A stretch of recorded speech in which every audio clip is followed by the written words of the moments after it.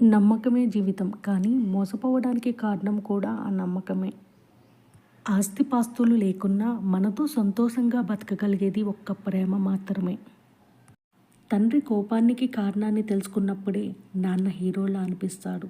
లేదంటే విలన్గానే కనిపిస్తాడు.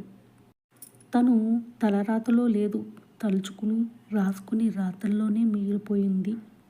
మనిషికి స్వేచ్ఛ చాలా విలువైనది. దానిని మితంగా ఎదుటి వాళ్ళకి ఇబ్బంది కలగకుండా వాడుకోవాలి. స్వప్నం ఎంత అందంగా ఉన్నా నిద్ర లేవక తప్పదు. కష్టం ఎంత బాధ పెట్టినా దాటుకుని ముందుకు వెళ్ళక తప్పదు. వాస్తవం ఏమిటో తెలిసి నిజాన్ని కళ్ళతో చూస్తూ కూడా అబద్ధాన్ని నమ్మేవారే నిజమైన మూర్ఖులు. మన బట్టల నుంచి వచ్చే పరిమళం, తండ్రి చెమట చుక్కల నుంచి వచ్చే దేనిని మర్చిపోకూడదు. నీ మనసులో బాధ మరొకరి కళ్ళలో నీరుగా మారితే అలాంటి వాళ్ళు తోడుగా ఉంటే అంతకన్నా ఇంకేం కావాలి జీవితానికి.